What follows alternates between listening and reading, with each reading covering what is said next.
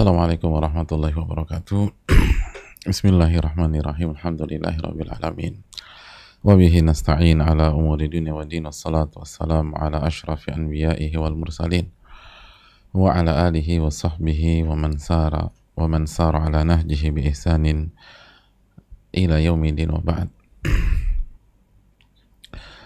Hadirin yang Allah muliakan, ibu-ibu sekalian, para akhwat yang semoga dijaga dan dirahmati oleh Allah.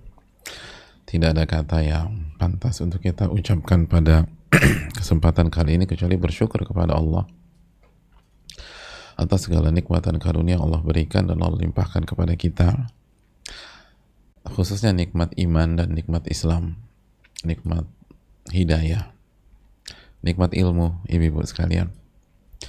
Nikmat yang membuat seorang wanita itu bisa bertahan, bahkan bersyukur di tengah puing-puing musibah. Dan ini materi kita pada kesempatan kali ini insyaallah ta'ala.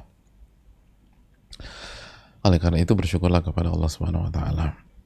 Sebagaimana marilah kita minta pertolongan kepada Allah agar Allah senantiasa membantu dan menolong kita untuk bisa mengerti, memahami, meresapi, dan mengamalkan ilmu yang kita dapat, sehingga ilmu itu bukan hanya teori yang disampaikan atau teori yang dicatat, tapi benar-benar menjadi ilmu yang bermanfaat. Maka mintalah pertolongan kepada Allah. Dan jamaah sekalian, marilah kita kuatkan syahadatain kita, la ilaha illallah wa anna muhammadan rasulullah.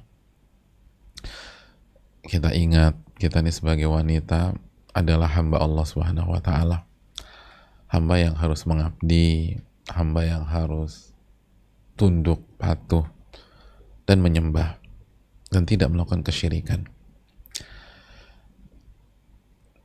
Untuk itu kita hanya bisa beribadah kepada Allah dengan tuntunan Nabi SAW. Maka marilah ikuti Nabi kita SAW, dan jangan lupa terus mengucapkan salawat dan salam kepada beliau, kepada keluarga beliau, sahabat-sahabat beliau, dan orang-orang istiqomah berjalan di bawah naungan sunnah beliau sampai hari kiamat kelak. Ibu-ibu yang Allah muliakan,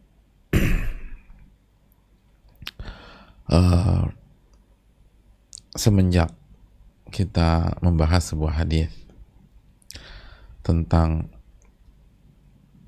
mayoritas penghuni api neraka adalah wanita, dan penyebabnya adalah kufur nikmat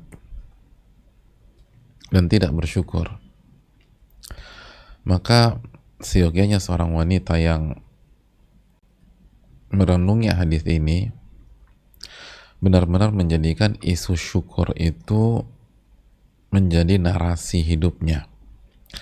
Isu syukur tersebut menjadi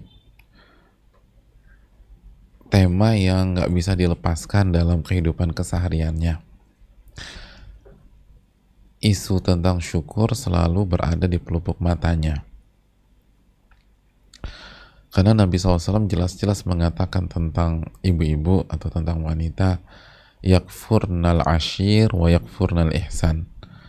Penyebabnya adalah karena mereka itu kufur nikmat terhadap suami dan kufur terhadap kebaikan demi kebaikan, gak bersyukur. Maka hadirin yang Allah muliakan, oleh karena itu semenjak kita bahas hadis di atas, kajian-kajian berikutnya ini tentang isu syukur. Kita harapkan dengan mengkaji syukur secara lebih dalam, ibu-ibu bisa terjaga dari api neraka, dan ibu-ibu bisa langsung masuk surga pada hari kiamat kelak. Amin ya rabbal alamin. Nah, tapi kan syukur nggak mudah ya jamaah. Belum lagi di masa pandemi seperti ini, ada yang sakit-sakitan, ada yang positif, atau penyakit lain yang nggak ada kaitannya dengan COVID-19 misalnya. Bukan berarti di tengah-tengah pandemi penyakitnya kan hanya COVID ya ibu-ibu, ada banyak lain, ada banyak eh, penyakit, baik penyakit umum maupun penyakit yang khusus atau sering kali dialami oleh wanita seperti autoimun, kanker payudara, kanker serviks dan lain-lain. Nah, itu semakin mempersulit kita menjadi hamba yang bersyukur kalau kita nggak tahu ilmunya. Belum lagi masalah di rumah tangga. Jika kita didukung oleh suami yang ideal, anak-anak yang soleh dan soleha, mungkin kita akan lebih mudah untuk menjadi wanita bersyukur. Tapi nggak semua orang seberuntung itu. Ada banyak ibu-ibu atau wanita yang menghadapi suami yang zalim misalnya.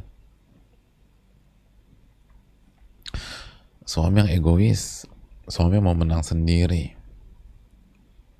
suami yang selalu ingin dimengerti. Ini semakin sulit bagi seorang wanita untuk bersyukur.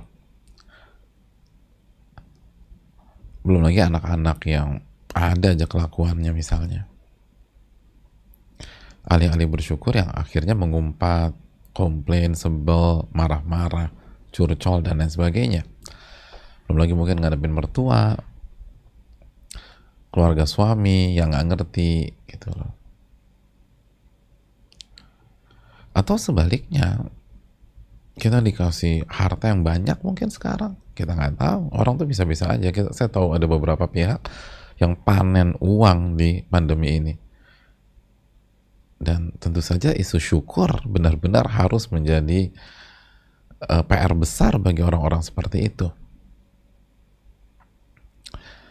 Nah, hadirin Allah mulia, karena bagaimana nih kita bersyukur di tengah-tengah ujian, baik itu ujian rumah tangga, ujian keluarga, dan lain-lain. Atau mungkin bagi yang belum menikah atau jomblo, ini kan juga ujian ya, di saat kita butuh pemimpin, butuh pembimbing, tapi kita nggak mendapatkan itu, dan itu ujian tersendiri bagi kita. Nah, sekali lagi, gimana nih kita bisa bersyukur? Nah, hadirin Allah muliakan, ada nasihat menarik dari Al-Imam Ibnul Qayyim rahimahullahu ta'ala tentang masalah ini. Mari kita langsung simak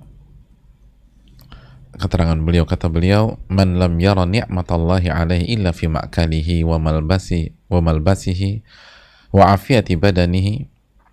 Barang siapa, kata beliau rahimahullah, beliau Ibnul Qayyim, seorang pakar jiwa dan hati yang tidak diragukan lagi kemampuannya, beliau menyampaikan, dan ini sangat menarik ya ma, man lam yara ni'matallahi alaihi illa fi ma'kalihi wa malbasihi wa afiyati badani. Barang siapa yang tidak melihat nikmat Allah terhadap dirinya, barang siapa yang tidak melihat nikmat Allah pada dirinya kecuali hanya berupa makanannya yang dia makan, hanya berupa pakaiannya, hanya berupa kesehatan badannya, misalnya hasil PCR atau antigennya negatif gitu ya, wa qiyami wajhihi wa qiyami wajhihi bainan nas, dan status sosial di hadapan manusia, popularitasnya, dia terkenal, dia jadi tokoh, dia dikagumi oleh manusia. Kita berhenti sejak di sini, coba lihat lagi catatan kita. Saya ulangi, barang siapa yang tidak melihat kenikmatan Allah kepada dirinya kecuali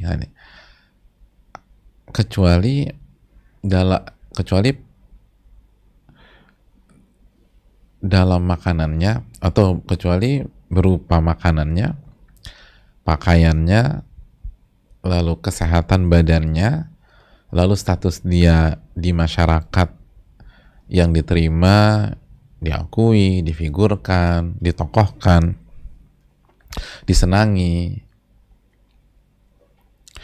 Jadi hanya pada itu, jelas nggak? Jadi dia hanya melihat bahwa nikmat Allah ya itu gitu lah. Ya nikmat Allah itu makanan, dapat makanan enak, makanan banyak.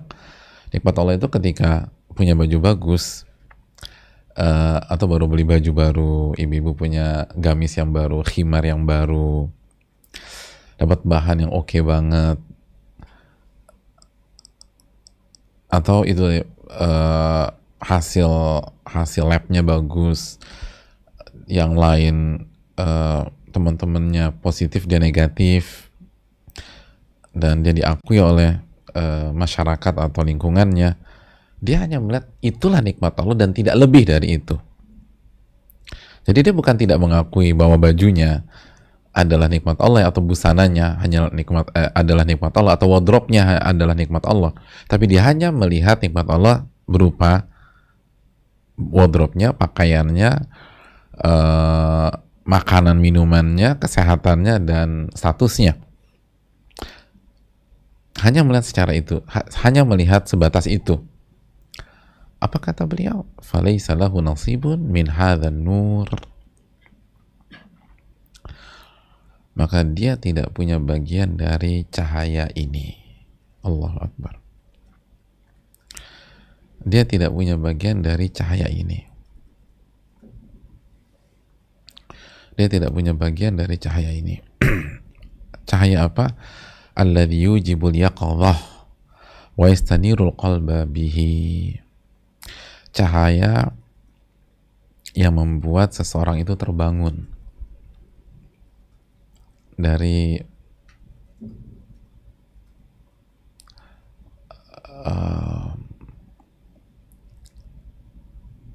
tidur kelalaiannya, terbangun. Wa yastanir al-qalba bihi. Cahaya yang bisa menerangi hati seorang hamba.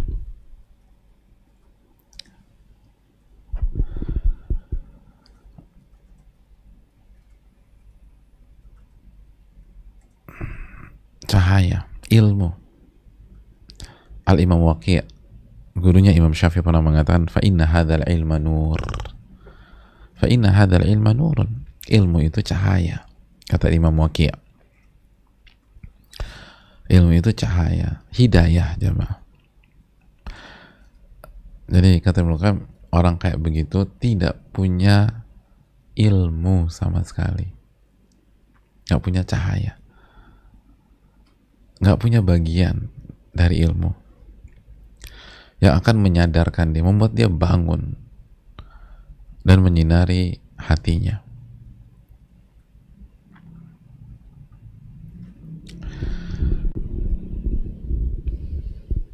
Sekali lagi, barang siapa yang berpikir nikmat itu hanya makan, minum, kesehatan, ya, gimana kabarnya Bu? Alhamdulillah anak-anak baik-baik. Kita selalu tes antigen atau tes PCR rutin setiap 2 minggu sekali atau sebulan sekali, dan semua negatif loh, dari awal semua negatif. Oh, ini nikmat Allah Subhanahu wa taala. Tapi hanya pahami nikmat Allah itu. Hanya itu aja. Maka dia nggak punya ilmu, kata Ibnu Qayyim. Nggak punya bagian dari ilmu. Ilmu yang akan membangunkan dirinya dari tidur panjangnya, keterlapannya dari dunia atau dalam dunia. Dan ilmu yang memberikan cahaya kepada hatinya. Maksudnya apa, ibu-ibu sekalian? Mari kita simak. Fani'matullahi bil Islam wal iman wa jadbu 'abdihi ila al-iqbali alaih wa tana'umihi wa tana'umi bi dzikrihi wa taladhdudhi bi ta'atihi wa a'dhamun ni'am. Kata beliau rahimahullah, sesungguhnya nikmat Allah berupa nikmat Islam, nikmat iman, nikmat hidayah, sehingga seorang hamba itu senantiasa menghadap kepada Allah. Nikmat dibuat menikmati zikrullah azza wa jalla, dibuat senang berzikir. Kalau baca zikir pagi sore itu seneng aja hatinya dia. Pokoknya Ba'da Asar tuh udah salah satu acara favorit. Acara favoritnya apa, Bu? Zikir petang. Aduh, pokoknya kalau aku tuh zikir petang ya, aduh, aku tuh suka merinding misalnya. Aku hanyut dengan untayan kalimat zikir yang diajarkan Rasulullah SAW. Oh, itu kalau kita dikasih perasaan seperti itu, wa taladzudzi bi ta'atih, dan kelezatan dalam melakukan ketaatan. Senang aja melakukan ketaatan tuh, bahagia aja, Bu. Sholat tuh seneng aja. Rawatib itu aduh gitu loh. Kita mau sholat zuhur, aku belum qobliyah dulu ya. Berapa rakaat? 4 rakaat. Aduh, lama banget loh. Enak itu rakaat. 4 rakaat tuh nikmat banget gitu loh. Ketaatan tuh luar biasa. Kajian, pokoknya belajar. Masya Allah. Belajar. Itu kenikmatan. Belajar tuh kenikmatan. Huwa a'zamun ni'am, kata Ibnu Qayyim dan para ulama, itulah seagung-agungnya kenikmatan. Seagung-agungnya kenikmatan.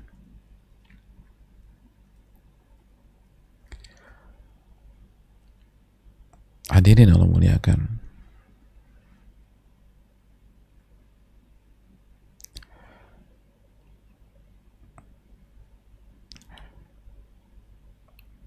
Jamaah, beliau ingin menjelaskan bahwa nikmat Allah itu bukan hanya itu.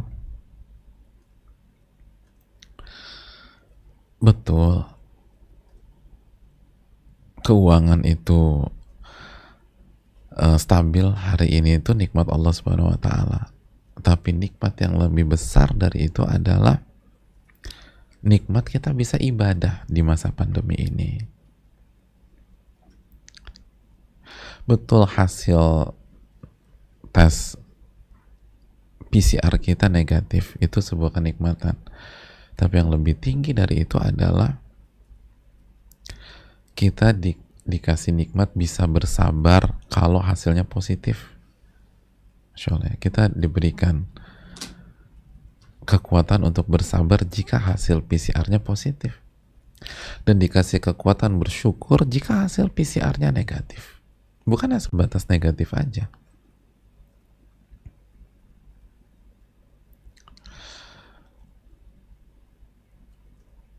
Itu lebih indah.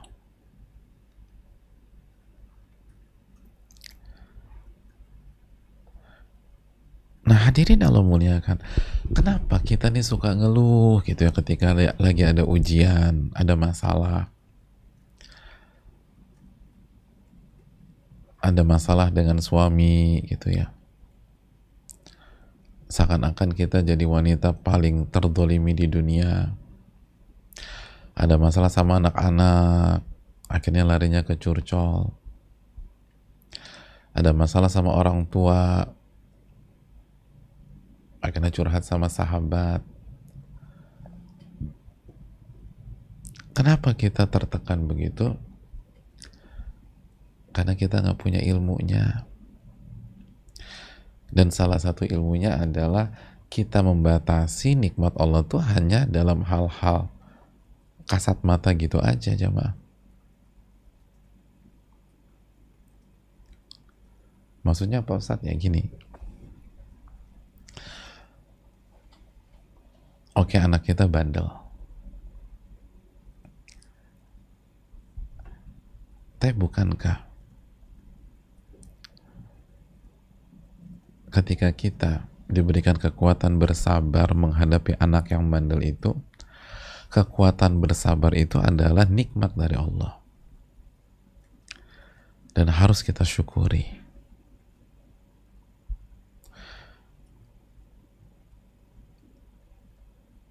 Harus kita syukuri. Dan ketika kita berpikir demikian dan kita bersyukur, itu suasana hati kita udah beda tuh jemaah. Suasana hati kita udah beda.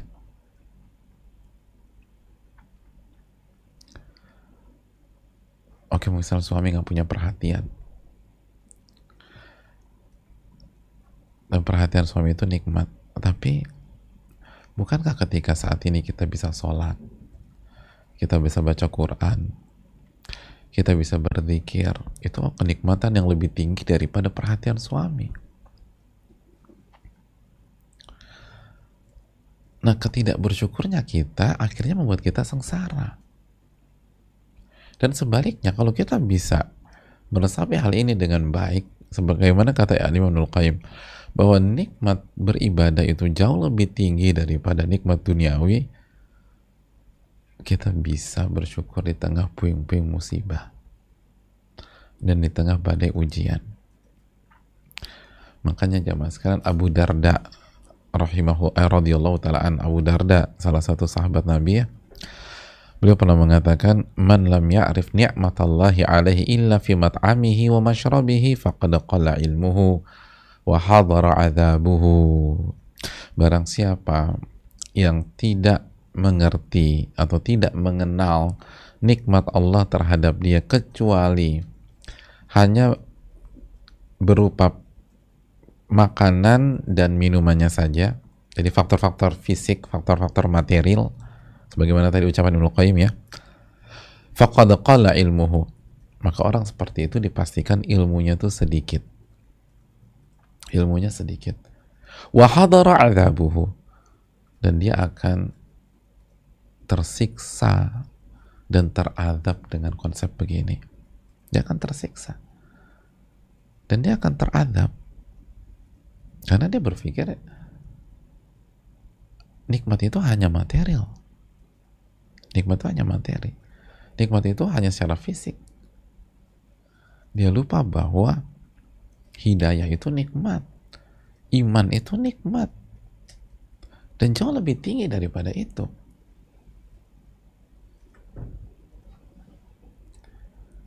Oke, suami kita gak romantis, egois, arogan, tapi ketika hari ini kita diberikan hidayah oleh Allah untuk bisa ikut kajian, berhijrah, berhijab, bukankah itu nikmat jauh lebih besar?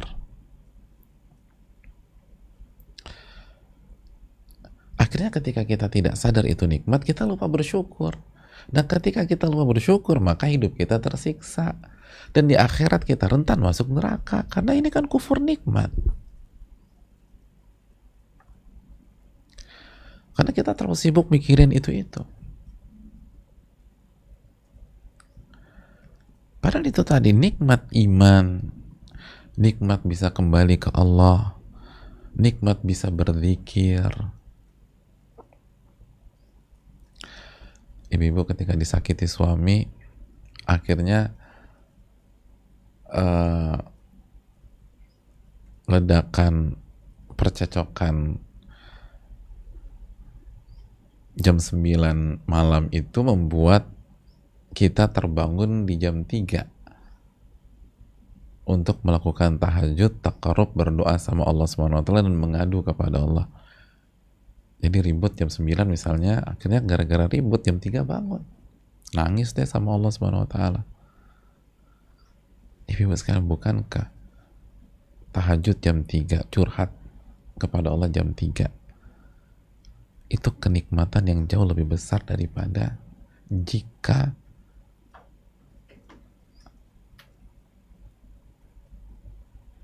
jam 9 tidak ada percecokan. Jam 9 tidak ada percecokan. Itu nikmat yang jauh lebih besar daripada jika jam 9 yang terjadi adalah gelak tawa, gombal-gombalan suami istri. Jadi kalau takdirnya gombal-gombalan atau romantis-romantisan, itu nikmat kan? Nikmat. Tapi itu nggak lebih besar daripada nikmat tahajud. Nah, seringkali kita ketika kita tahajud, Benar sih sujud kepada Allah, benar doa kepada Allah, benar nangis kepada Allah. Tapi kita lupa bahwa tahajud kita itu nikmat dari Allah Subhanahu wa taala. Yang lebih besar daripada masalah kita itu sendiri. Itu poinnya. Yang lebih besar daripada masalah itu sendiri. Nah, ketika kita nggak sadar bahwa tahajud kita adalah nikmat dari Allah, yang lebih besar daripada masalah yang membuat kita tahajud itu, masalah rumah tangga yang membuat kita tahajud, akhirnya apa? Akhirnya walaupun kita tahajud di jam 3-nya, paginya tetap nggak bergairah. Paginya tetap nggak semangat. Karena fokus ribut jam 9, bukan fokus mensyukuri tahajud jam 3. Masya Allah. Ngerti kan ibu-ibu sekalian nih? Ibu-ibu, Masya Allah nih ibu-ibu nih. Iya kan, tahajud sih, tapi jam apa? Apa pagi-paginya tetap ngajak sarapan teman, terus curcol sampai 2-3 jam. Loh, aku tuh tadi jam 9 ribut sama lakiku. Kenapa sih? Iya, dia tuh nggak ngerti banget perasaan aku sebagai wanita. Loh, kok yang tahajud jam 3-nya nggak dianggap itu loh? Ini yang membuat kita sengsara. Makanya Abu Darda radhiyallahu ta'ala mengatakan, wa hadara adzabuhu. Begitu kita nggak menyadari apa kenikmatan terbesar, maka disitulah datang azab yang menyiksa kita. Kita tersiksa.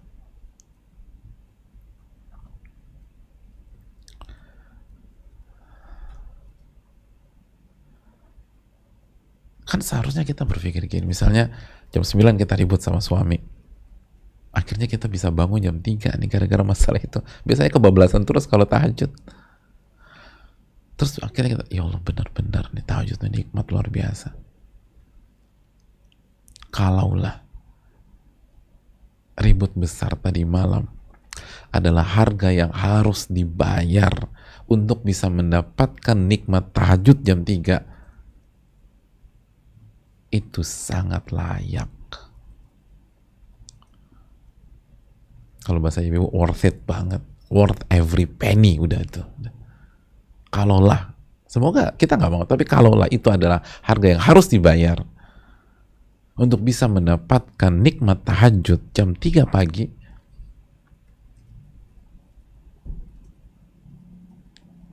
itu nggak ada apa-apanya. Gitu jamaah. Jadi seringkali kita udah hijrah, kita berhijab, kita udah rajin sholat, tapi tetap pola pikir kita menganggap materi lebih tinggi daripada ibadah.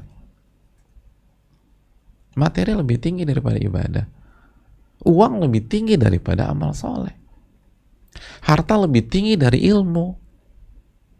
Makanya kata Abu Darda, kita tersiksa jamaah. Kita tersiksa.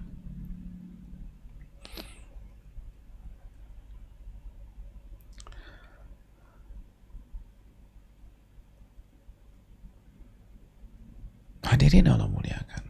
Kita yang punya anak autis atau nggak normal atau disable atau misalnya sakit serius, jantung bocor misalnya. Kenapa kita terlalu meratap? Kenapa kita nggak berpikir bahwa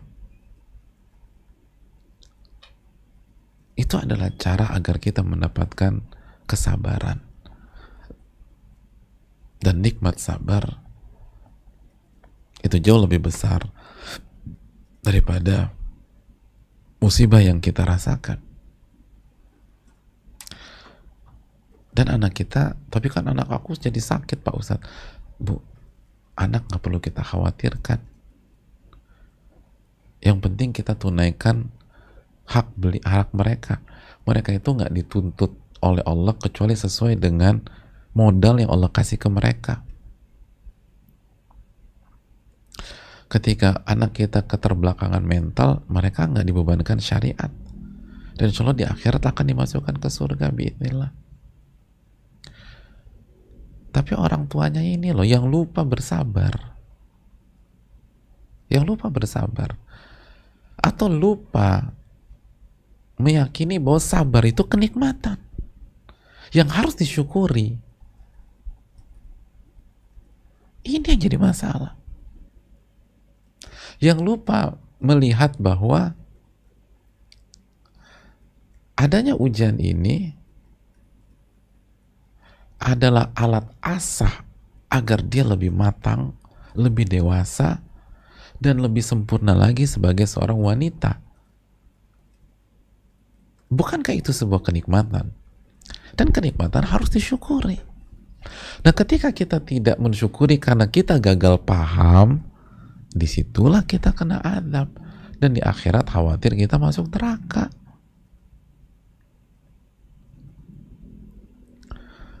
Oh, ini luar biasa jemaah sekalian. Makanya renungkan di ucapan Ibnu Qayyim rahimahullah, fani'matullah bil Islam wal iman, nikmat Allah berupa Islam dan iman, berupa hidayah agar kita kembali kepada Allah, nikmat berupa bisa berzikir dengan senang, berzikir dengan tenang, berzikir dengan penuh kenikmatan, dan merasakan manisnya ketaatan. Itu a'zamun ni'am, itu nikmat yang paling besar.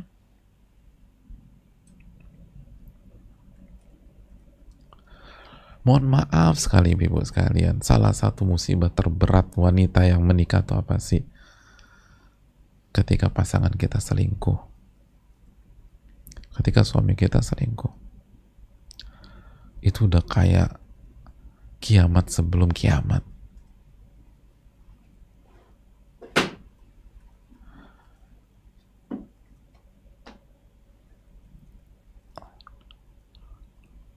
Kenapa kita merasa hancur?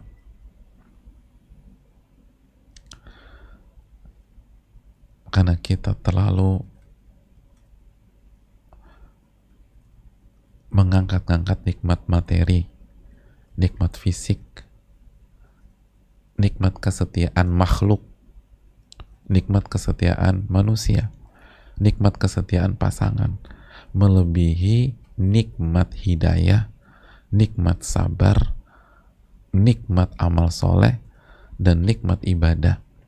Sehingga ketika nikmat kesetiaan pasangan tercabut, hilang, kita anggap tidak ada kenikmatan sama sekali dalam hidup kita. Hidup kita sudah hancur. Padahal pada saat kesetiaan pasangan itu pecah atau hancur, di sana ada kesabaran. Kita disuruh sabar sama Allah, betul nggak? Kita disuruh sabar, dan sabar itu nikmat dari Allah. Sabar itu nikmat, dan setiap nikmat harus kita syukuri.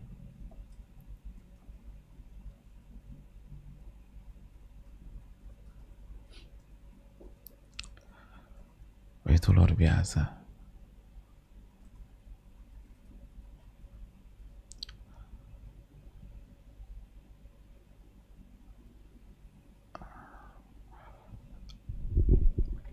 Ini pengetahuan pribadi saya ya ibu-ibu ya. Dengan keterbatasan saya dalam mengenal manusia, dari pengalaman saya yang terbatas, wanita yang suaminya selingkuh, lalu dia bisa menyikapi selingkuhnya atau musibah selingkuhnya suaminya dengan benar, dengan bertakwa kepada Allah dengan benar ya, itu 100% menjadi pribadi yang jauh lebih baik. 100% yang saya tahu, ini saya hanya bicara yang saya tahu, 100% itu menjadi pribadi yang jauh lebih baik, lebih sabar, lebih dewasa, lebih bertakwa, lebih matang. Lalu berikutnya Allah kasih kehidupan yang lebih baik buat mereka. Angkanya bukan 90%. Yang saya tahu sekarang, saya hanya bicara pengalaman saya dalam melihat beberapa kasus seperti itu. 100%. dia menyikapi dengan benar, dia menyikapi dengan takwa, dia nggak pakai emosi, dia nggak pakai emosi, dia nggak pakai sebatas perasaan. Kalau perasaan berantakan jamaah, tapi dia sikapi dengan benar, angkanya 100% menjadi lebih baik, lebih bertakwa, lebih matang, lebih dewasa. Lalu Allah kasih kehidupan yang jauh lebih baik setelah itu. Makanya kesimpulannya, bukankah itu sebuah nikmat yang harus kita syukuri? Bukan selingkuhnya nikmat, enggak sih, selingkuh itu musibah dan itu haram. Dan itu dosa besar kalau sampai pada zina. Dosa besar. Tapi bukankah Allah maha bijak jemaah? Allah kasih sisi lain dari sebuah kejadian. Allah kasih sisi lain dari sebuah kejadian. Dan lupa, masalahnya kita tidak melihat sisi itu. Kenapa? Karena kita berpikir atau terlalu fokus pada kenikmatan yang berupa duniawi saja. Kenikmatan yang berupa duniawi. Oleh karena itu jamaah yang Allah muliakan,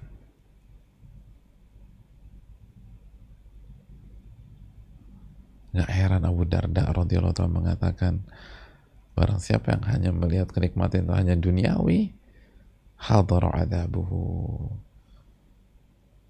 azabnya telah datang kepadanya, dia akan tersiksa. Dia akan tersiksa. Dia akan tersiksa.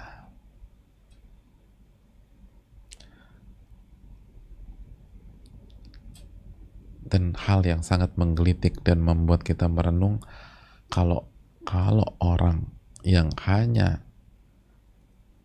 berpikir nikmat itu sebatas nikmat duniawi dan nikmat materi dan fisik, dia akan tersiksa di dunia dan akhirat.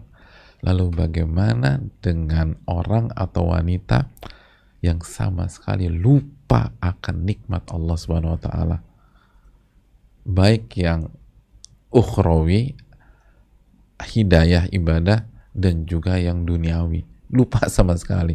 Kira-kira bisa bahagia nggak tuh hidupnya? Nggak mungkin bahagia. Nggak mungkin bahagia. Jelas nggak jamaah sekalian? Contoh lagi, buat yang jomblo misalnya, kenapa banyak wanita yang belum menikah tertekan? Wanita single di usia 30-an segala macam tertekan karena dia menganggap nikmat pasangan itu lebih tinggi daripada nikmat hidayah, nikmat ibadah, dan nikmat akhirat. Emangnya pasangan bukan nikmat? Nikmat, kita akui nikmat. Sehingga ketika nikmat pasangan itu belum diberikan oleh Allah dan dia merasa itu segala-galanya, maka dia terpuruk dan lupa mensyukuri nikmat hidayah yang dia dapatkan. Berbeda dengan wanita yang meyakini bahwa nikmat pasangan itu adalah kenikmatan, tapi nikmat Islam, nikmat iman, nikmat zikir, nikmat ilmu, nikmat ibadah jauh lebih nikmat dari itu. Maka ketika Allah belum kasih jodoh buat dia, dia tidak akan terpuruk. Dan dia nggak terlalu ambil pusing apa kata orang. Kenapa? Karena dia menikmati hidupnya. Menikmati dan di waktu yang sama tetap membuka diri. Dan dia juga nggak akan terpuruk kalau misalnya ada proses lalu dia ditolak sama seorang laki-laki. Dia nggak akan minder, biasa aja dia. Karena dia yakin, walaupun saya belum ada pasangan, tapi sekarang saya diberikan kesempatan menuntut ilmu, itu jauh lebih nikmat. Saya bisa sholat, itu jauh lebih nikmat. Saya bisa mengenal Rabb saya, itu jauh lebih nikmat. ditolak laki-laki atau apa ditolak laki-laki itu menyakitkan, tetapi diberi kesempatan bersabar pada saat ditolak oleh laki-laki itu adalah kenikmatan. Dan kalaulah ditolak adalah harga yang harus dibayar untuk mendapatkan kenikmatan sabar dan menjadi lebih matang, maka sangat layak atau worth it. Gitu kan harusnya kita melihat, jemaah. Ini kalau ibu-ibu bisa memahami ini, ya Allah, matang di pola pikir ibu-ibu, insya Allah. Ini nih konsep para ulama kita. Konsep ulama kita. Ibu-ibu, fisik wanita tuh boleh lemah, lebih lemah dari laki-laki, tapi mental belum tentu, iman belum tentu, dan cara pandang belum tentu kalah dari laki-laki, gitu jemaah. Itulah. Jadi mau kendalanya jomblo, mau kendalanya rumah tangga, mau kendalanya keluarga, aduh,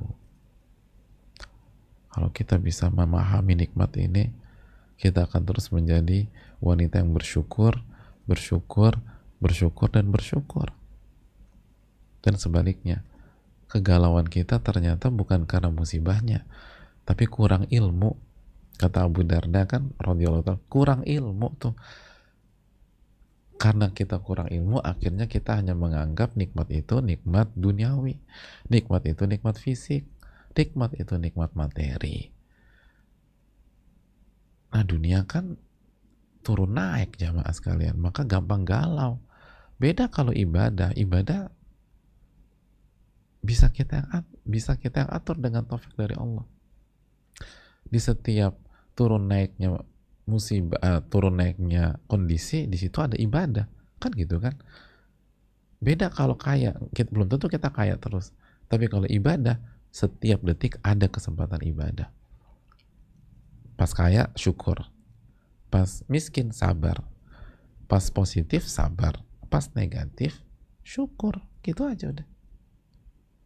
Hidup kita senang terus deh. Wallahu ta'ala alam bisawab.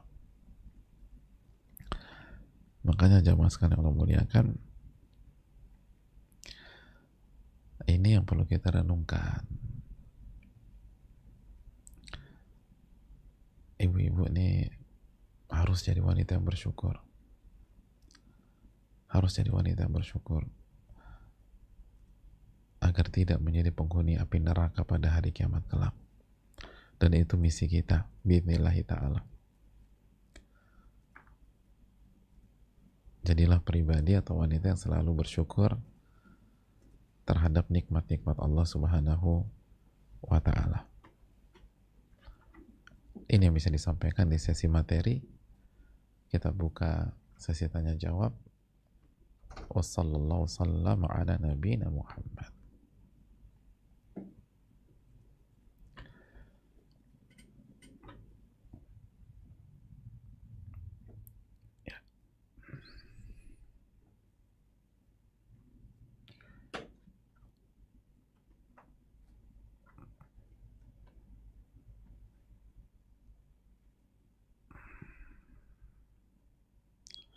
Pertanyaan pertama.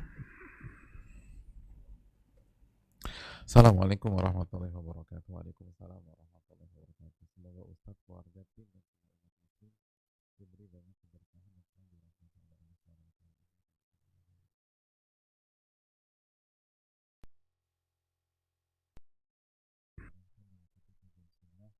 Dan tidak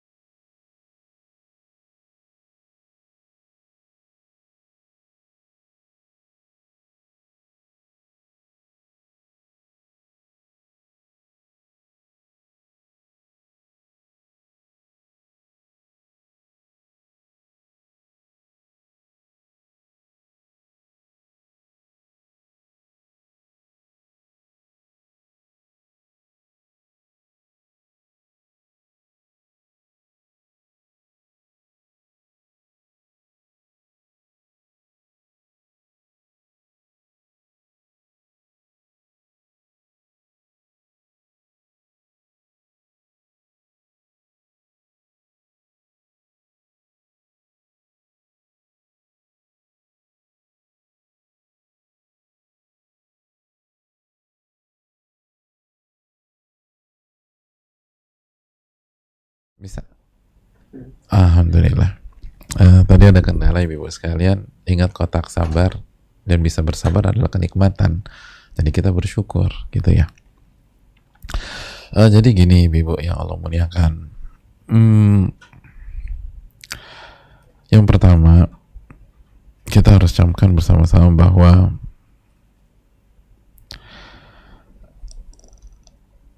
ketika ada yang melarang kita atau yang nggak setuju dengan kita, itu bukan hal baru. Coba ibu-ibu buka surat Ali Imran 184. Ali Imran 184. Allah berfirman, fa'in kadzabuka, jika mereka mendustakan engkau, faqad kudziba rusulun min qablik, maka rasul-rasul sebelummu telah didustakan juga. Jadi Allah katakan engkau tuh bukan orang pertama yang didustakan. Kalau engkau didustakan, itu rasul-rasul sebelum engkau, wahai Muhammad, didustakan juga. Ja'u bil bayyinati waz zuburi wal kitabil munir. Dan mereka pada saat didustakan itu, mereka tuh datang kepada kaum mereka dengan segala keterangan, data, dalil, hujah,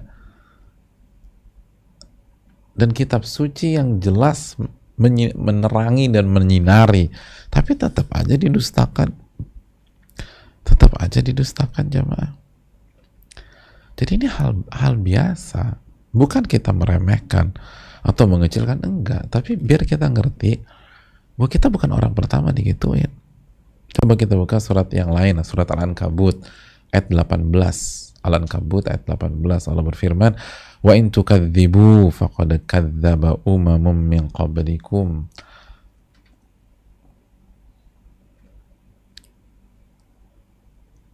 Jika kalian mendustakan Rasul, itu umat-umat sebelum kalian juga mendustakan juga. Wa ma'ala rasuli illal balagul mubin. Dan tugas Rasul itu tidak lain tidak bukan hanya menyampaikan sejelas-jelasnya. Nah ini pelajaran buat ibu-ibu yang bertanya dan kita semua. Tugas kita itu hanya menyampaikan di keluarga. Tugas kita hanya berdakwah semampu kita di keluarga. Hasilnya itu bukan tanggung jawab kita, maka nggak usah emosi. Tugasnya hanya itu. Kita nggak harus buat semua anggota keluarga besar menerima kita dan menyukai kita, enggak. Tugas kita menyampaikan dengan sebijak-bijaknya, sesantun-santunnya, sehikmah-hikmahnya. Selebihnya, kita buka surat Fatir, coba ayat 4. Fatir ayat 4. Wa yukadzibuk, dan apabila mereka mendustakanmu, faqad kudzibat rusulun min qablik, rasul-rasul sebelummu juga didustakan. Wa ilallahi turja'ul umur, dan hanya kepada Allah semua hal kita kembalikan, gitu. Jadi kita sampaikan, hasilnya serahkan aja sama Allah jamaah. Serahkan sama Allah. Dan ibu jangan judes-judes sama keluarga besar, jangan galak-galak. Kadang-kadang kita emosi, akhirnya jadi terlihat yang paling judes sedunia. Akhirnya awalnya orang tertarik jadi tersamarkan gara-gara kita emosi. Jadi biasa aja.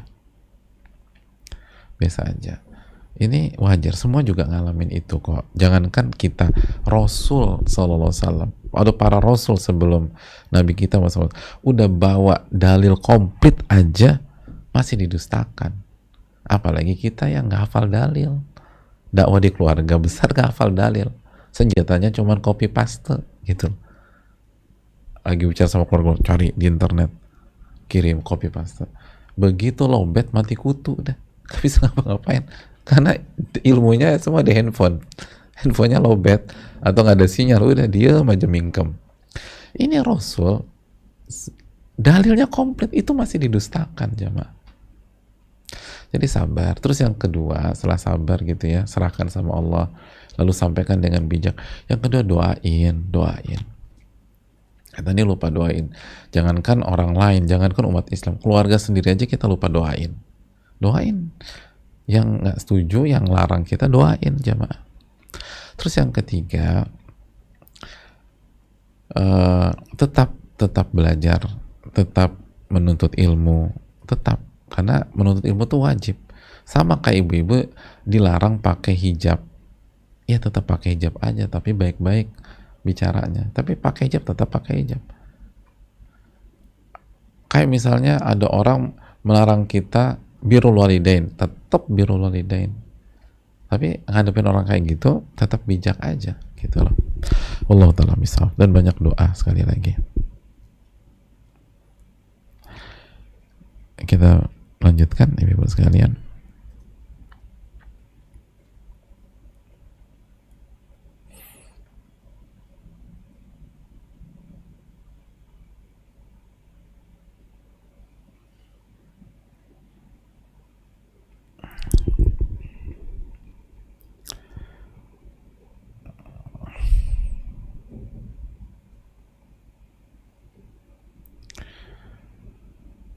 Mana nih ya?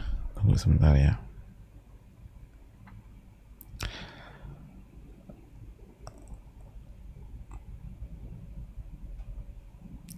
Assalamualaikum warahmatullahi. Bagaimana menghadapi ibu mertua yang selalu mengatur cara mengurus dan mendidik anak saya? Beliau selalu saja ikut campur, mengomentari, bahkan mencela anak saya. Oh, cucunya sendiri kena celaan ya. Di mata beliau saya selalu salah. Kadang ibu mertua bersikap seolah ingin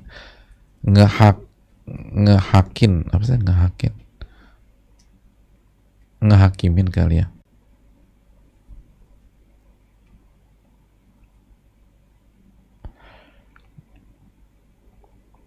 Hadirin Allah muliakan. Tunggu sebentar ya. Oh, aduh, qadarullah, terscroll.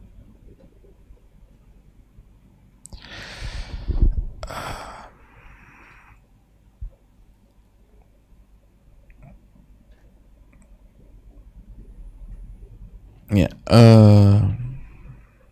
rasanya saya lelah Ustadz menghadapi sikap dan sifat boomer saya. Tolong dijawab Ustadz, syukron. Terima kasih, jazakallahu khairan. Hadirin Allah muliakan, yang pertama, kewajiban mendidik anak itu di tangan kita. Di tangan kita. Jadi tetap fokus pada kewajiban kita mendidik anak.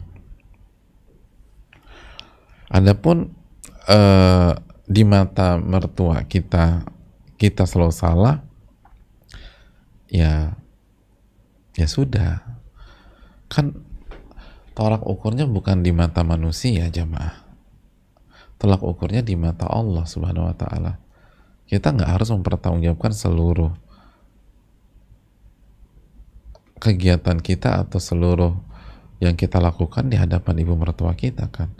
Kita harus mempertanggungjawabkan yang kita lakukan di hadapan Allah. Itu yang harus dipersiapkan. Rasanya saya lelah, ya karena kita mengurusi sesuatu yang bukan, atau kita mengurusi sesuatu yang seharusnya kita nggak urusi. Kenapa kita lelah? Karena menghadapi, atau karena ya kan, menghadapi disalahin terus dan seterusnya. Yang selalu nanggepin siapa? Nggak usah ditanggepin, fokus aja sama Allah.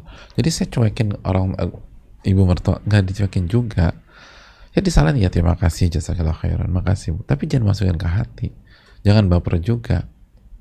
Fokus pada kewajiban kita, lalu minta pertolongan kepada Allah subhanahu wa ta'ala, minta pertolongan kepada Allah subhanahu wa ta'ala. Dan yang berikutnya, bicara sama suami. Kalau misalnya hidup atau satu rumah dengan kedua orang tua, bisa dipertimbangkan ya, itu kondisi beda-beda, apalagi hari ini ada kondisi susah gitu, tapi bisa dipertimbangkan untuk tinggal sendiri karena untuk kebaikan. Jadi tapi isunya tuh bukan karena kita nggak cocok sama mertua, itu sama aja buat masalah baru depan suami, tapi isunya adalah anak kita ini harus mendapatkan satu metode. Kalau ada dua nakoda dalam mendidik anak kita, bahaya anak kita. Anak kita butuh pendidikan dengan satu konsep. Nah, coba pertimbangkan itu, bicara sama suami. Allah ta'ala bisawab.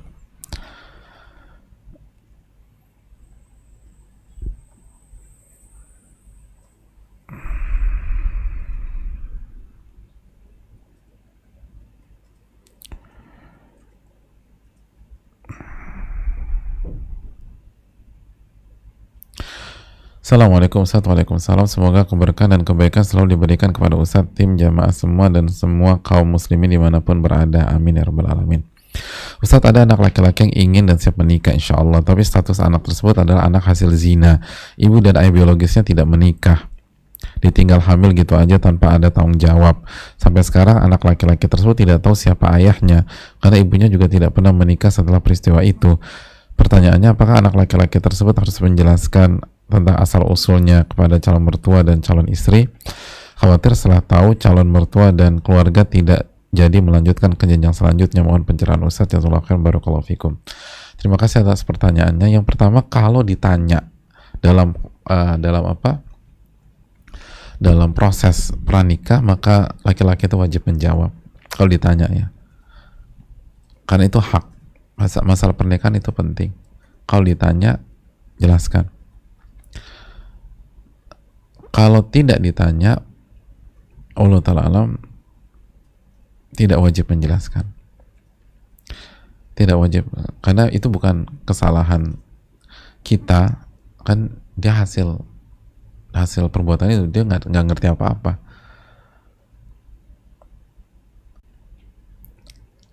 Jadi tidak harus menjelaskan. Apakah dijelaskan? Lihat maslahat, lihat kondisi. Kalau misalnya hal ini atau fakta ini cepat atau lambat akan terbuka, akan terkuak dan seterusnya, sebaiknya dijelaskan di awal, sehingga tidak ada kesan menutup-nutupi sesuatu dan tampil terbuka. Dan kaidah ulama mengatakan as-saraha raha, tampil apa adanya justru akan lebih nyaman. Tampil apa adanya tuh lebih nyaman, terserah kita mau diterima atau enggak. Kalaupun mereka terima kita apa adanya, itu jauh lebih menyenangkan, lebih nyaman daripada kita hidup ketakut-takutan menjaga ini, dan kalau kebuka akhirnya orang merasa tertipu atau Allah merasa dikhianati dan seterusnya. Istirahat, istiqarah dulu. Wallahu ta'ala bisawab.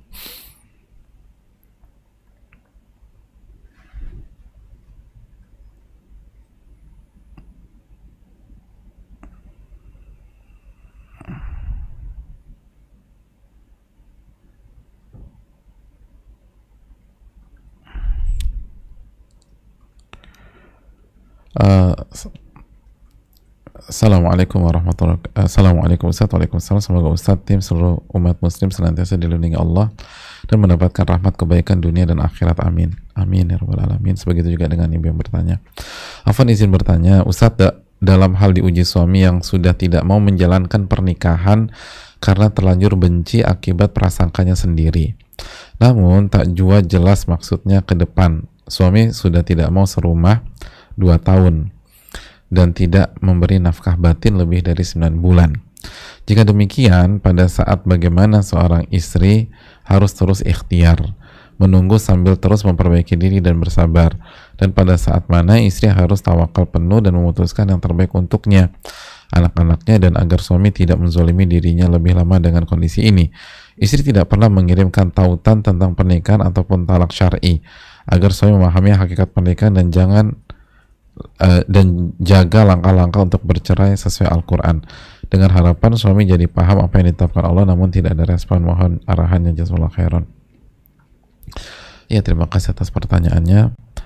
Yang pertama, perbanyak istighfar.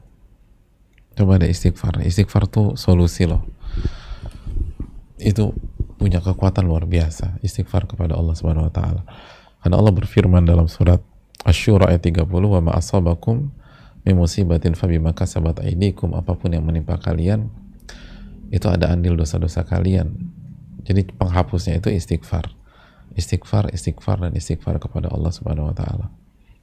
Dan benar-benar istighfarnya itu mohon ampun sama Allah, mohon ampun, mohon ditutupin, dan jangan sampai ada efek buruk gitu loh. Minta sama Allah. Terus yang kedua, amalkan surat Al-Baqarah ayat 45, wasta'inu bis sabri was shalah. minta pertolongan kepada Allah dengan sabar dan sholat. Sholat kita udah bagus belum nih jamaah? Perbaiki sholat dulu. Perbaiki sholat kita. Perbaiki sholat kita. Lalu yang ketiga, amalkan materi kita hari ini. Bersyukur. Betul, ini kan sebuah ujian ya, sebuah musibah. Tapi bukankah di waktu yang sama ibu yang bertanya ini bisa menuntut ilmu, dan di waktu yang bersamaan diasah kesabaran dan kematangannya dengan ujian ini? Bukankah ibu yang bertanya bisa beribadah, dan itu kenikmatan yang jauh lebih besar daripada sikap suami seperti ini? Jadi amalkan kaidah, amalkan materi kita, bersyukur. Jadi seringkali kita lupa bersyukur, dan bersyukur kan sekali lagi efeknya luar biasa. La in syakartum la azidannakum. Jika kalian bersyukur, aku akan tambah. Aku akan tambah nikmat tersebut. Jadi dengan kita bersyukur, insya Allah Allah akan urai. Apa susahnya Allah urai, ibu sekalian? Allah akan urai. Tapi bersyukurlah kepada Allah.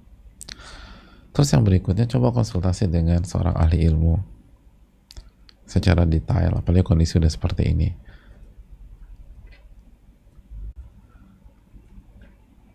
Dan yakinlah Allah maha berkuasa, ibu-ibu. Kan masalahnya kan terlanjur benci akibat prasangka tersendiri. Benci dan cinta itu benar-benar di tangan Allah. Oleh karena itu saran saya, tetap berbuat baik sama suami, tetap berbuat baik, tetap berbuat baik, tetap berbuat baik, tetap berbuat baik.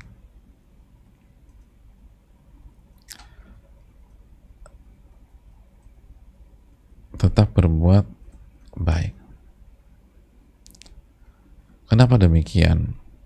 Karena Allah berfirman dalam surat Fussilat ayat 34, wala tastawil hasanatu wala sayyi'ah idfa' billati hiya ahsan fa idzal ladzi bainaka wa bainahu adawatun ka'annahu waliyyun hamim. Nggak sama antara kebaikan dan keburukan. Fussilat 34. Idfa' billati hiya ahsan, balas yang buruk dengan yang baik. Balas yang buruk dengan yang baik. Fa idzal ladzi bainaka wa bainahu adawatun. Karena bisa jadi yang hari ini menjadi musuh denganmu, musuh terhadapmu, itu besok jadi teman baik. Ka'annahu waliyyun hamim. Besok jadi teman baik. Kenapa? Karena kita berbuat baik.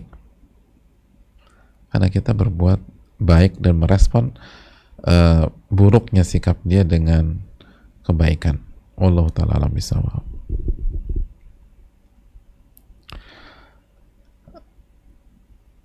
Ya.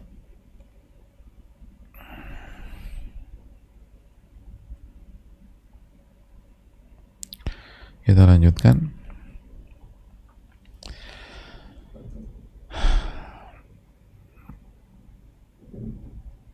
Assalamualaikum warahmatullahi wabarakatuh. Waalaikumsalam warahmatullahi wabarakatuh.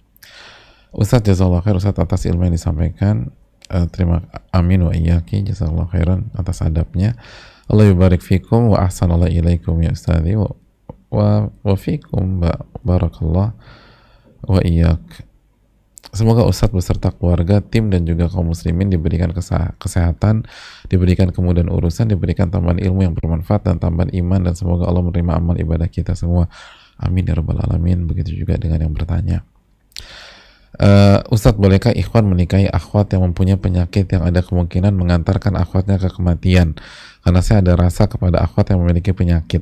Bolehkah saya menikahinya Ustadz, sehingga kalau akhwatnya qadarullah masuk ke rumah sakit, saya bisa bantu merawatnya, dan kalau qadarullah akhwatnya meninggal, beliau bisa meninggal dalam keadaan saya ridho dan saya pun bisa membantu mengurus jasadnya. Dan bolehkah saya nikahi dengan mahar uang lalu diwakafkan atau disedekahkan atas nama akhwat, atau umrah atas nama akhwat tersebut Ustadz? Karena saya fokus berniat baik ingin membantu seorang meraih surga, dan kalaupun tidak bisa membangun keluarga di dunia, semoga bisa terbentuk di akhirat kelak. Mohon jawabannya dan mohon doanya Ustadz. Jazakallahu khair Ustadz, barakallahu fikum. Masya Allah ya, so sweet banget ya ada laki-laki kayak begini. Ini akhwat yang baca nih meleleh, yang nggak sakit juga pengen kayaknya nih kalau udah ada laki-laki kayak gini. Jazakumullah khairan dan semoga Allah jaga niat baik antum. Yang pertama, kalau ditanya boleh, secara umum boleh, asal ridho sama ridho, hanya saja saran saya, ini tuh niat yang sangat luar biasa, sangat mewah lah ya, dan sesuatu yang mewah seperti ini nggak mudah. Mungkin kita punya tekad yang mantap, tapi perlu kita belum ngejalanin loh. Kita belum ngejalanin hal besar itu nggak mudah, dan sangat butuh pertolongan Allah Subhanahu wa Ta'ala. Sangat butuh pertolongan Allah Subhanahu wa Ta'ala.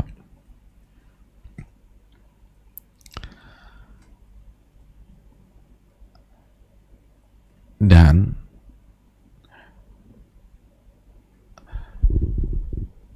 punya niat menikah seperti ini itu boleh, bahkan Masya Allah, cuman hati-hati. Siapkah kita kalau Allah benar-benar uji niat kita? Wa nabluwa akhbarakum. Surat Muhammad ayat 31, kami akan uji ucapan kalian atau khobar-khobar kalian. Karena profil apa yang ingin dilakukan nih, ini pahlawan banget gitu loh. Dan ujian pahlawan tuh nggak mudah, sangat nggak mudah, dan kita nggak pernah tahu apa ke depan. Nggak, tapi ini kayaknya nggak akan hidup kecuali 3 bulan, 3-4 bulan, belum tentu loh. Bisa jadi peta berubah,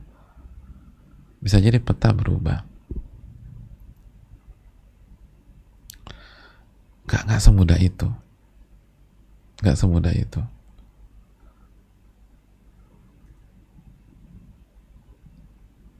Abdullah bin Mas'ud mengatakan apa? Al-bala muwakkalun bil mantiq. Bencana itu seringkali terkait dengan ucapan.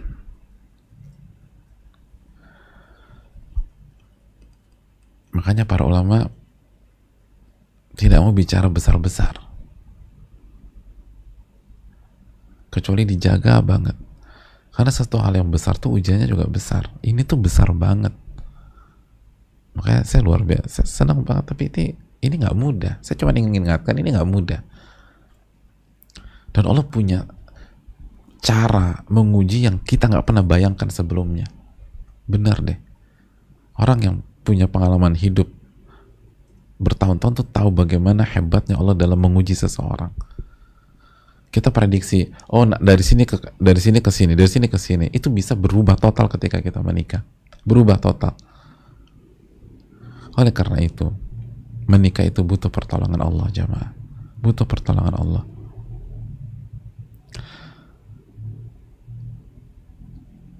Dan agar Allah tolong kita, ada resepnya. Hadits Nabi SAW.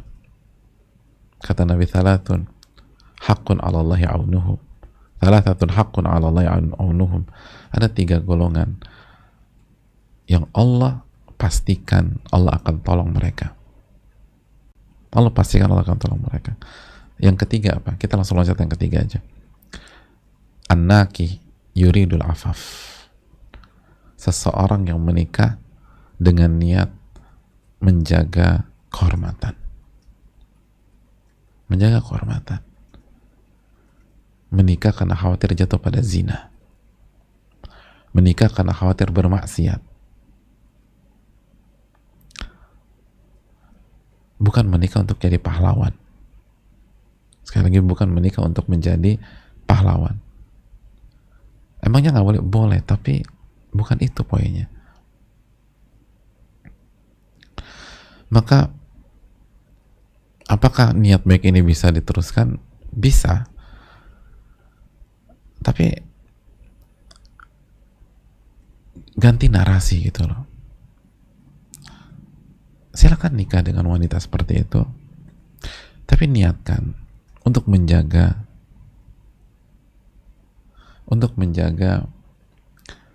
kehormatan kita, untuk menjaga diri dari zina, untuk menjaga diri dari kemaksiatan.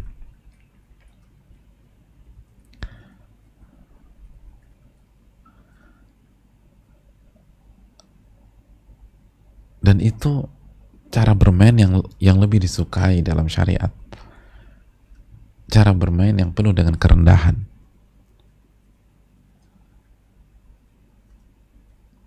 Dan semakin kita merendah, Allah semakin mempermudah dan menolong kita kalau ada ujian. Tapi kalau narasi kita tinggi gitu ya, narasi itu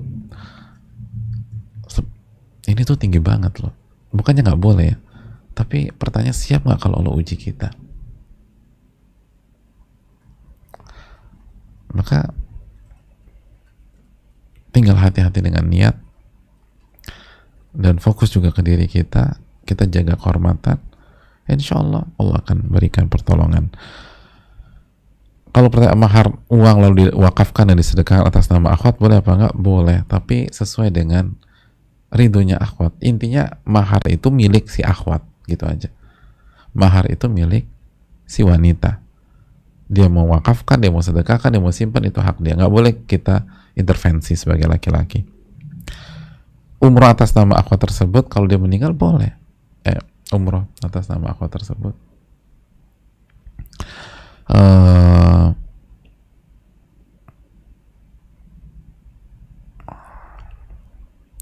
Intinya kan kalau nggak meninggal bisa. Kalau nggak meninggal bisa, karena dia nggak mampu umroh, kita umrohkan pakai uang tersebut, tapi dia ridho. Tapi kalau dia meninggal, maka uang tersebut jadi harta waris. Dan kalau jadi harta waris, itu juga sudah bukan maharnya dia. Cuman itu kebaikan kita niatkan untuk mengumrohkan beliau. Allah Ta'ala bisa, mungkin itu.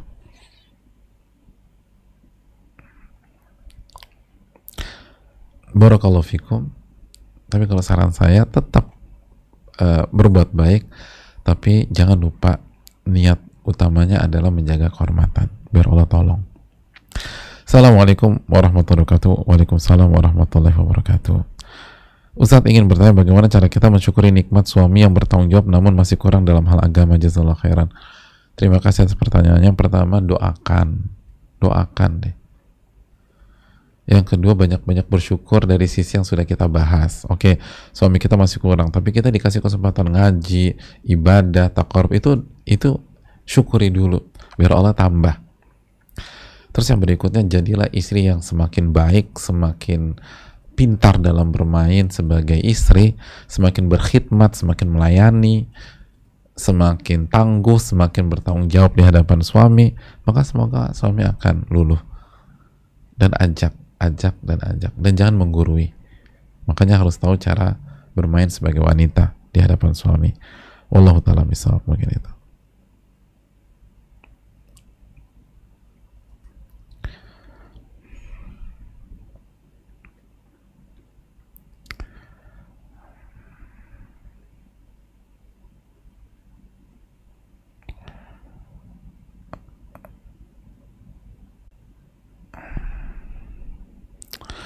Assalamualaikum warahmatullahi wabarakatuh. Waalaikumsalam warahmatullahi wabarakatuh. Barakallahu fiik Ustaz, fiikum barakallah.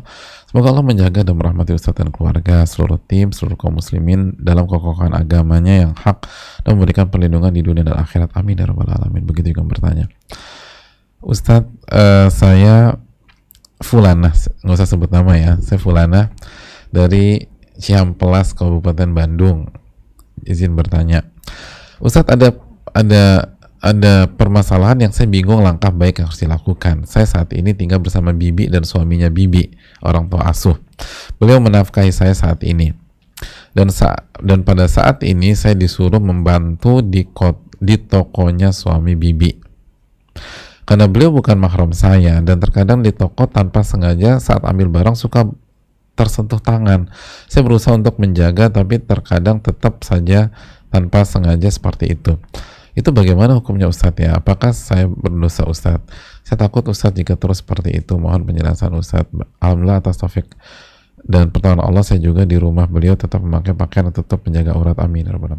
Ya tinggal dijaga aja. Pertama, jangan berkhalwat.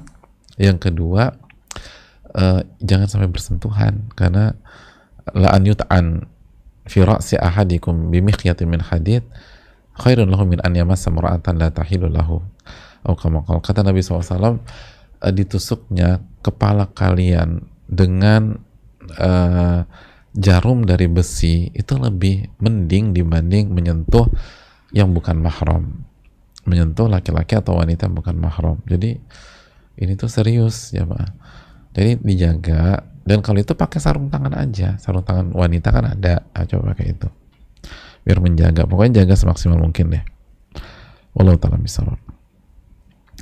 Assalamualaikum warahmatullahi wabarakatuh. Waalaikumsalam warahmatullahi wabarakatuh. Semoga Allah merahmati Ustadz, tim, juga kaum muslimin. Amin ya rabbal alamin. Begitu yang bertanya. Izin bertanya, Ustadz, apakah wanita yang single parents masih punya kesempatan masuk surga? Mohon jawabannya Ustadz. Jazakallahu khair Ustadz. Terima kasih. Jawabannya, apakah wanita single parent masih punya kesempatan masuk surga? Jawabannya tidak. Tidak diragukan lagi. Ya iyalah, nggak diragukan lagi. Dalilnya jelas. Maryam tuh single parents, anaknya Nabi Isa. Itu bukan hanya masuk surga. Maryam itu wanita sempurna, kata Nabi SAW. Wanita sempurna.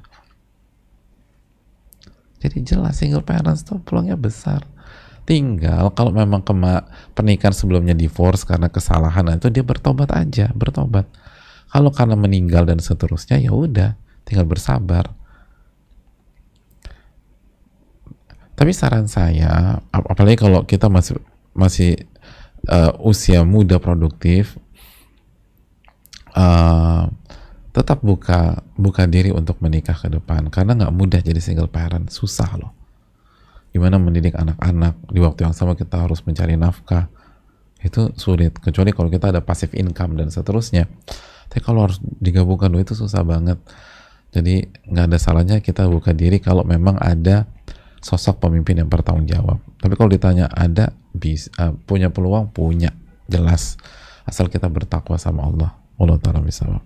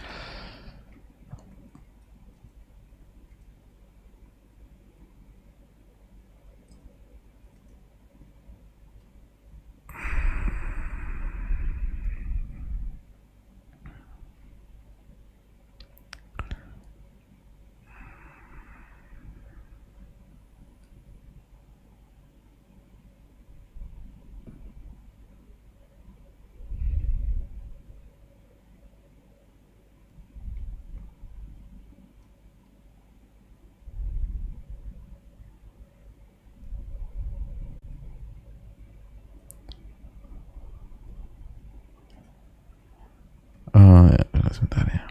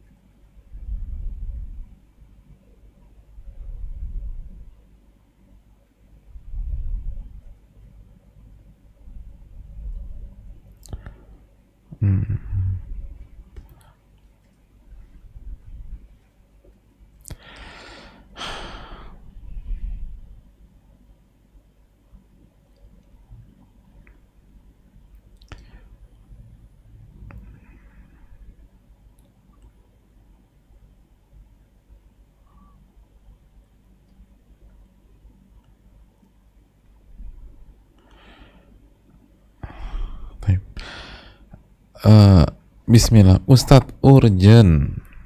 Assalamualaikum warahmatullahi wabarakatuh. Waalaikumsalam warahmatullahi wabarakatuh. Semoga Ustadz, keluarga, tim, semua kaum muslimin selalu dalam lindungan Allah, dilimpahkan keberkahan dan oleh Allah Subhanahu wa taala. Amin ya rabbal alamin. Ustadz ingin bertanya, ana saat ini dalam proses persiapan pernikahan dengan seorang duda yang telah memiliki anak dari istri sebelumnya.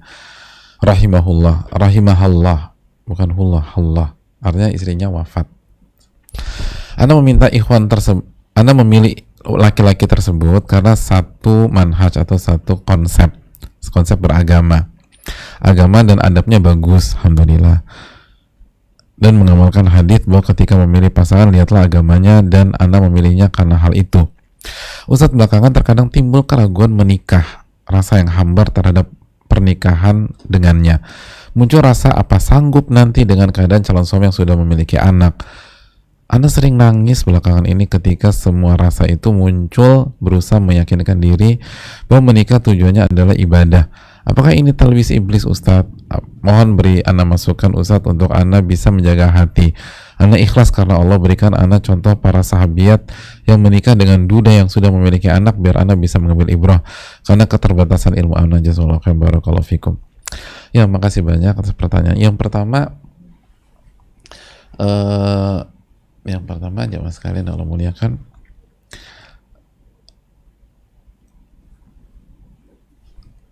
contoh tuh banyak banget. Di antaranya kan hadis Jabir bin Abdullah, hadis Bukhari Muslim, ketika Jabir menyampaikan atau ditanya Nabi SAW, engkau sudah menikah, Jabir? Kata Jabir, sudah ya Rasulullah. Kata Nabi SAW, nikah sama gadis atau nikah sama janda? Kata Jabir, janda ya Rasul. Lalu Nabi mengarahkan, kenapa nggak sama gadis aja? Tula ibu hawa tula ibu. Engkau bisa bermain dengannya, dia bisa bermain denganmu. Artinya sama gadis tuh nggak ada pembanding gitu loh. Jadi di benak hati istri kamu nanti itu kamu nggak dibanding-bandingkan sama suami sebelumnya, dan nggak nyaman dibandingkan kan itu ya. Nah lalu Jabir cerita, ya Rasulullah, saya ini orang tua saya meninggal dan punya anak banyak gitu loh. Innali akhwat, aku tuh punya adik-adik. Dalam riwayat 7 adiknya, adik perempuannya atau kalau saudari perempuannya 7, dalam riwayat 9, bayangin 7 sama 9. Yang apa sih, duda ini berapa anak, adik apa anaknya? Nah aku ingin menikahi seseorang wanita yang bisa mengurusi mereka gitu loh. Ini ya demikian. Memang agak beda ya, tapi kan walaupun ini bukan anak, tapi megang 7 atau 9 adik perempuan tuh setengah mati loh, susahnya minta ampun. Nah itu faktor, itu salah satu contoh. Jadi jelas ada, dialami oleh generasi sebelum kita, para sahabiat. Oleh karena itu gini poinnya yang pertama,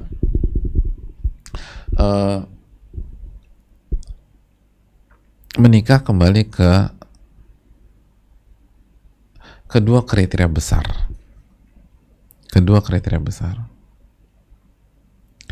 Yang pertama, agamanya baik, akhlaknya baik, sebagaimana hadis yang dibawakan oleh penanya itu. Yang kedua, kita suka sama dia secara personal, kita cocok sama dia secara personal, ya fisiknya, ya gayanya, cara bicara, pembawaan, gestur, senyum, dan seterusnya.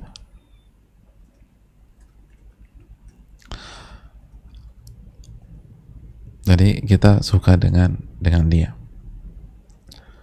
dan agamanya baik.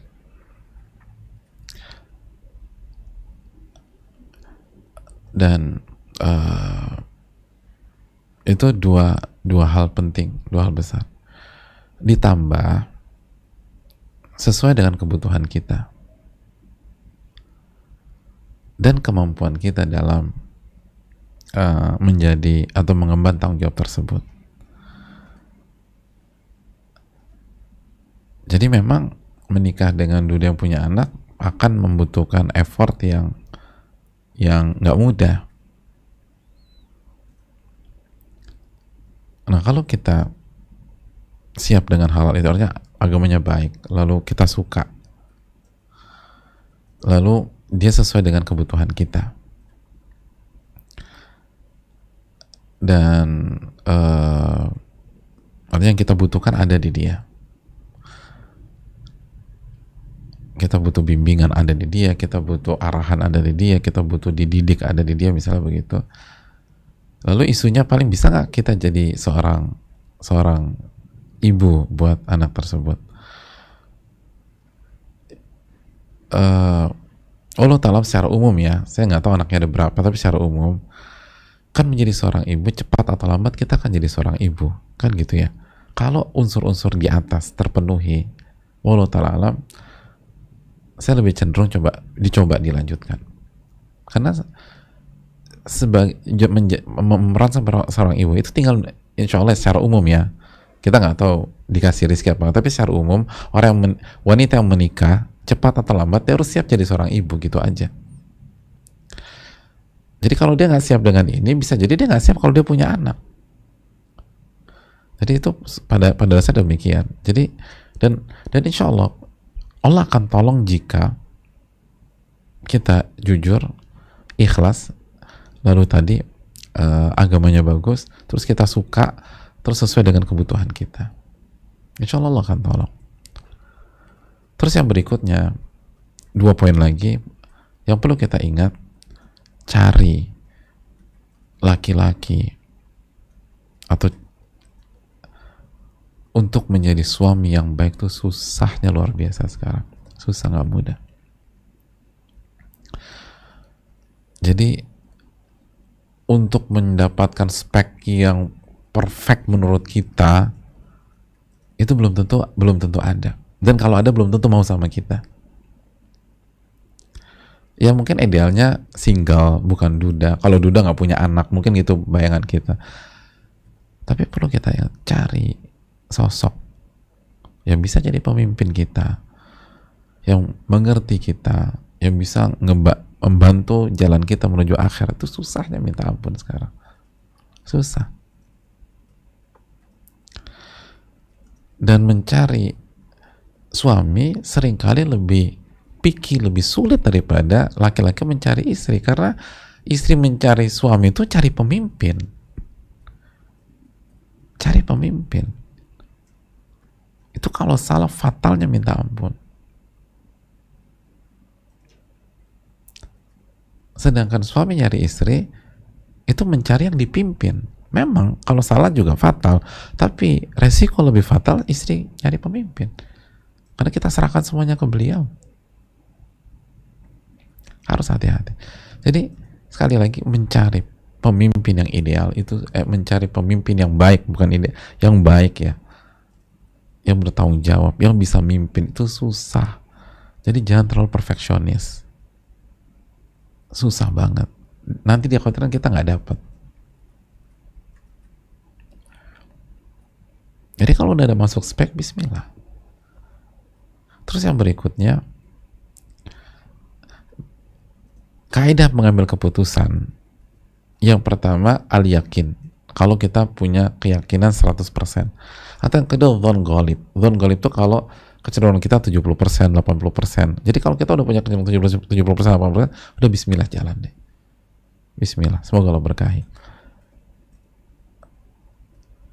Dan last but not least, istikharah. Minta pertolongan sama Allah. Itu harus dari awal, minta tolong. Dan ada keraguan, wajar. Namanya juga hal besar pernikahan. Ragu-ragu, takut tuh wajar. Tapi jangan sampai 50-50. Kalau 50-50 jangan. Kalau masih 80-70%, bismillah maju. Itu wajar. Hampir semua orang demikian. Hampir semua orang. Wallahu ta'ala alam bisawab. Saya rasa cukup sampai di sini. Sudah jam sekian. Terima kasih banyak. Mohon maaf ada banyak pertanyaan yang belum terjawab. Semoga Allah kasih keberkahan buat kita, dan yang bertanya dan belum dijawab tetap mendapatkan pahala di sisi Allah. Ibu-ibu, ingat terus bagaimana pentingnya bersyukur dan materi ini. Semoga Allah memberikan kita ilmu yang bermanfaat dan menjauhkan kita dari ilmu yang tidak bermanfaat, dan semoga Allah Subhanahu wa taala menerima amal ibadah kita, dan semoga ibu-ibu menjadi wanita yang pandai bersyukur dan menjadi ahli surga nantinya. Amin ya rabbal alamin. Subhanakallahumma wa bihamdika, la ilaha illa anta, astaghfiruka wa atubu ilaik. Assalamualaikum warahmatullahi wabarakatuh.